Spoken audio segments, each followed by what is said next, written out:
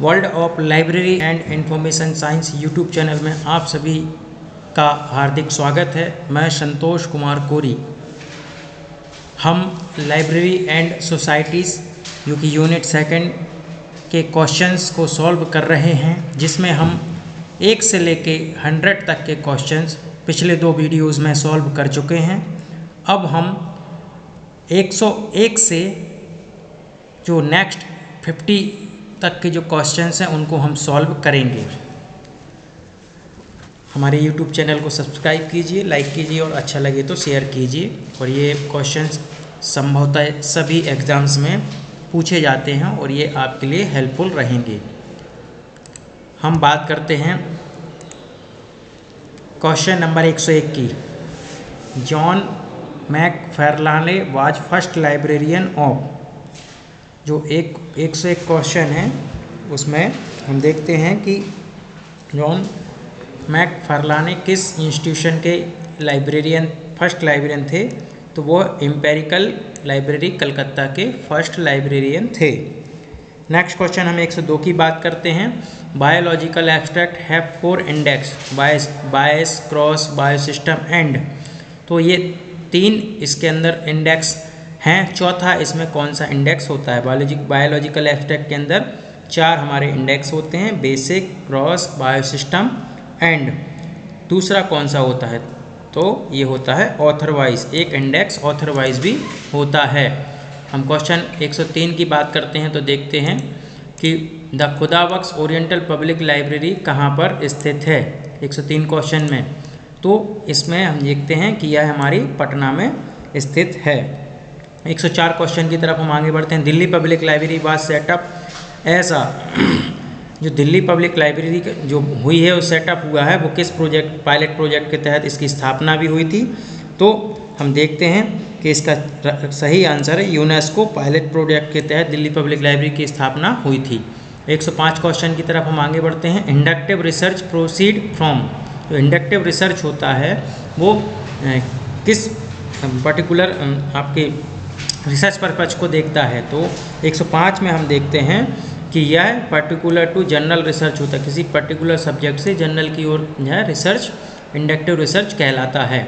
106 question की तरफ हम आगे बढ़ते हैं तो हम देखते हैं कि deductive logic proceed. Deductive logic research है। डिडक्टिव लॉजिक वह किस तरफ होता है?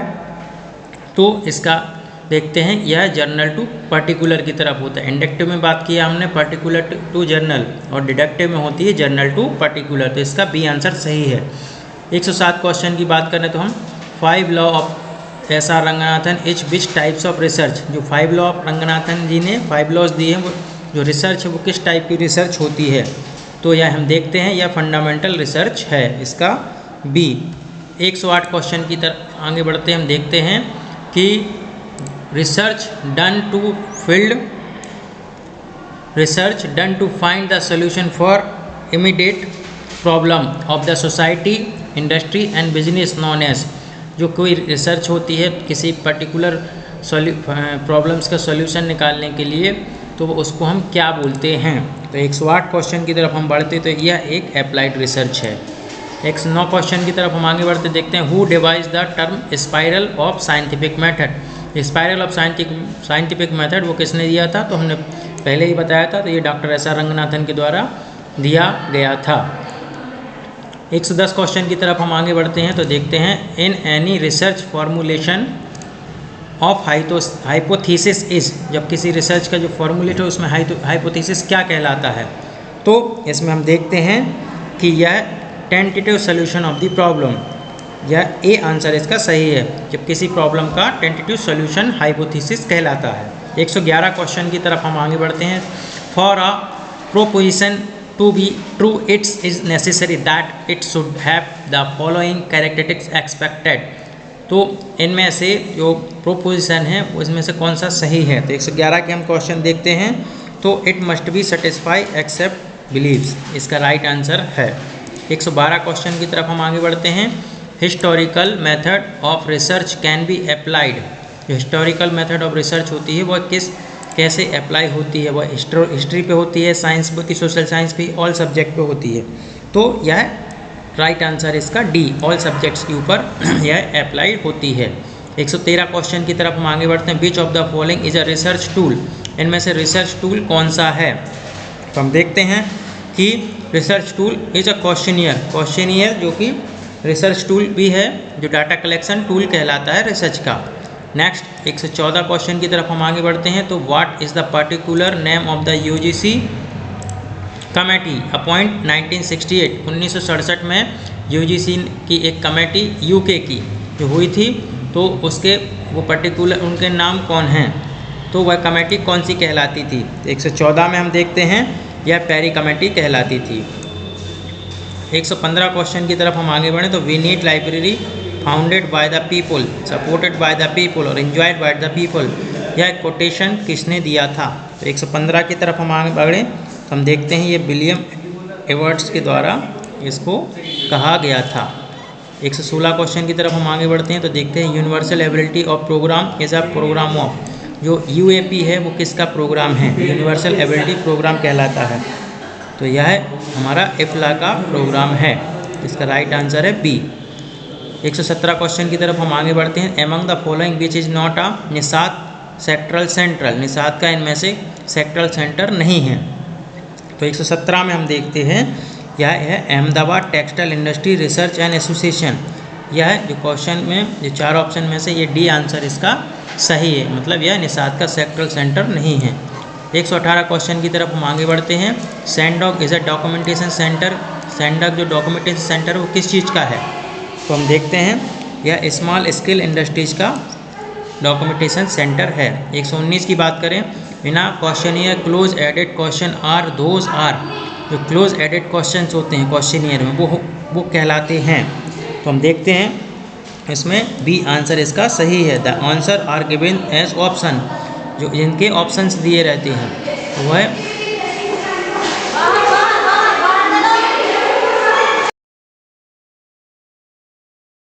119 क्वेश्चन की तरफ हम आगे बढ़ते हुए देखते हैं।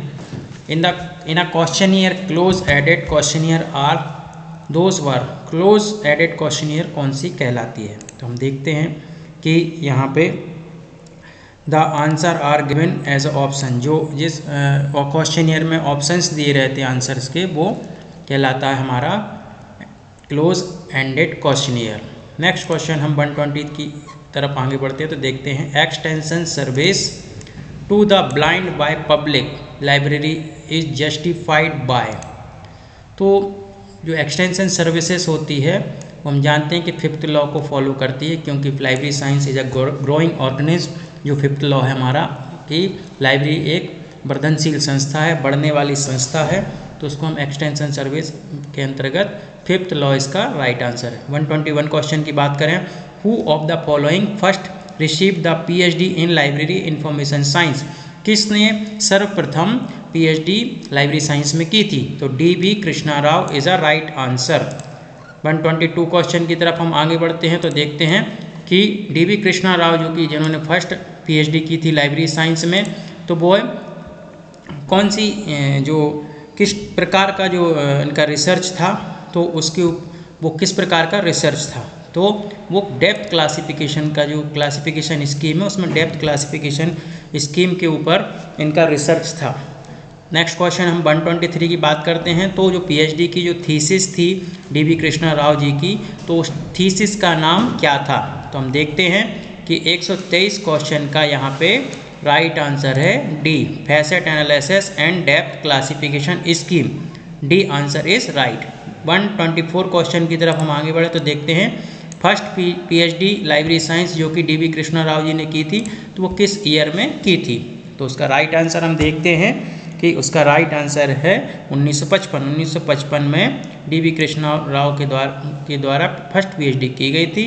और जो first PhD DB Krishna Rao ji ने की थी वो किस यूनिवर्सिटी से की थी? 125 क्वेश्चन की हम बात करते हैं तो उसका राइट आंसर है हमारा दिल्ली यूनिवर्सिटी। दिल्ली यूनिवर्सिटी से इन्होंने PhD की थी। तो क्वेश्चन ये कई बार पूछा गया है। हम देख सकते हैं कि पहली पीएचडी लाइब्रेरी साइंस में डीवी कृष्णा राव जी के द्वारा 1955 में की गई थी और यह डेप्थ क्लासिफिकेशन रिसर्च था जिसका टाइटल था facet analysis and depth classification of agriculture, जो कि दिल्ली यूनिवर्सिटी से इनको अवॉर्डेड हुई थी। तो 126 क्वेश्चन की तरफ हम आगे बढ़ते हैं। The second PhD in library science was given to, जो सेकंड पीएचडी हुई थी वो किसको अवॉर्डेड हुई थी लाइब्रेरी साइंस की फील्ड में? तो ये पांडे एस.के. शर्मा जी को सेकंड पीएचडी अवॉर्डेड हुई थी।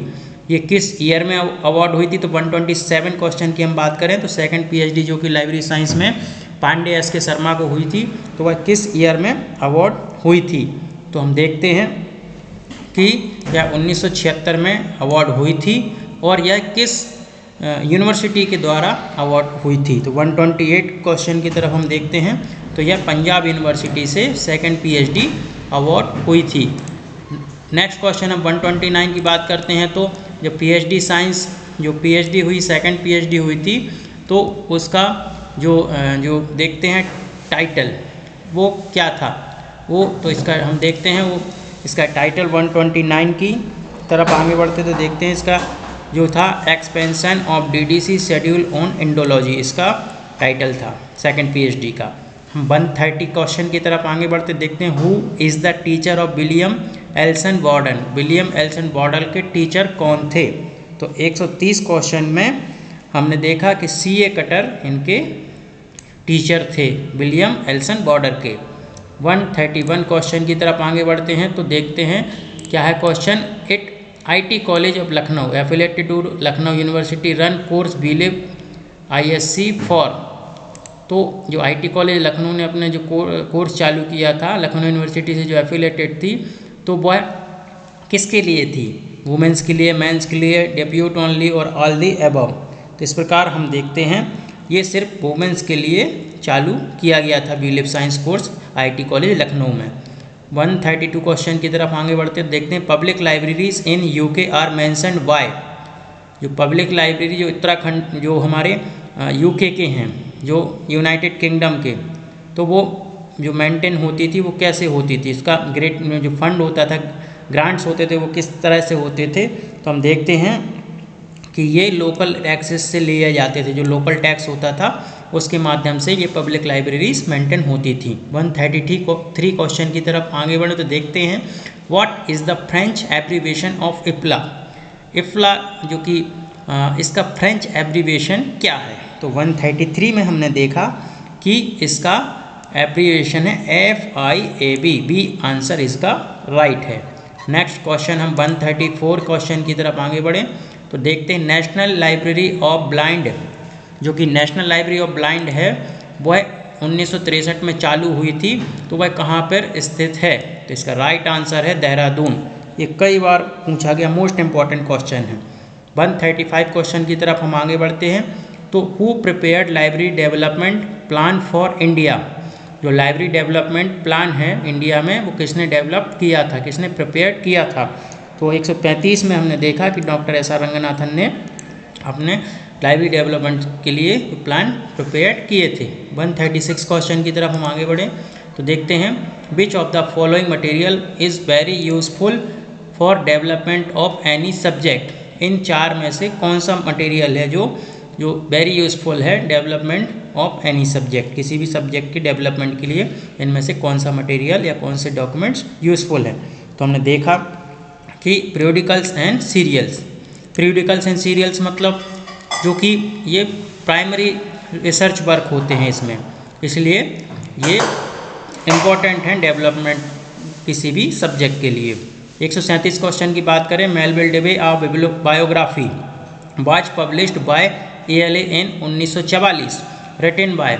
जो Melvil Dewey a biography title के नाम से 1944 में ALA के द्वारा एक किताब पब्लिश की गई थी, उसके ऑथर कौन हैं? तो इस प्रकार का क्वेश्चन इंपॉर्टेंट है, पूछा भी गया है, तो इसके राइट आंसर है D, फेरमोंट rider.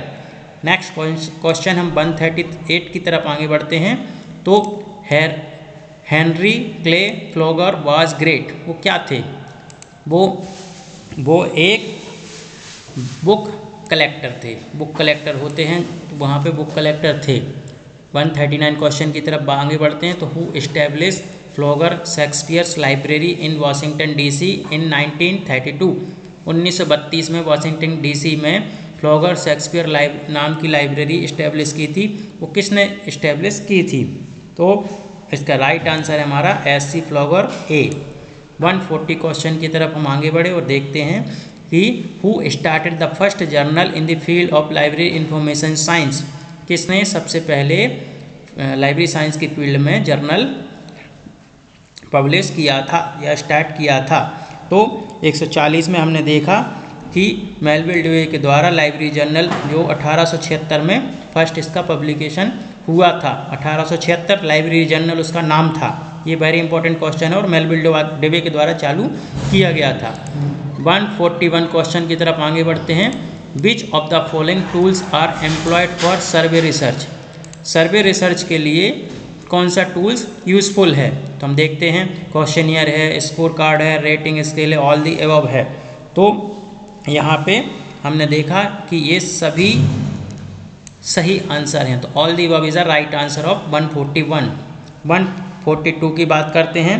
Induction, deduction, comprehension, historical, structural, functional are the example of research. तो 142 क्वेश्चन की हम बात करें तो 142 क्वेश्चन में आ मेथड इसका राइट आंसर है। ये मेथड का एग्जाम्पल्स हैं। Induction, deduction, comprehension, historical, structural and functional are example of method. Next question 143 question की तरफ हम आगे बढ़ते हैं और देखते हैं।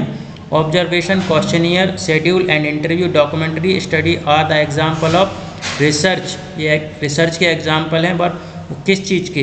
तो वो मेथड हैं, क्या टेक्निक है, क्या दोनों हैं, या इनमें से कोई नहीं? तो हम जानते हैं कि ये टेक्निक्स हैं। Observation, questionnaire, schedule of interview, documentary study are example research of techniques. 144 question. Which of the following statement is true. इन में से कौन सा स्टेटमेंट सही है? रिसर्च मेथोलॉजी बराबर मेथड्स एंड टेक्निक, मेथड्स बराबर मेथोलॉजी एंड टेक्निक्स, टेक्निक्स बराबर मेथड्स एंड मेथोडोलॉजी, मेथड बराबर मेथड्स इक्वलेंट टू मेथोडोलॉजी। तो यहाँ पे हम देखते हैं इसका answer, right answer A, research methodology equivalent to method plus technique. Methods plus technique को मिला के ही रिसर्च मेथोलॉजी बनती है।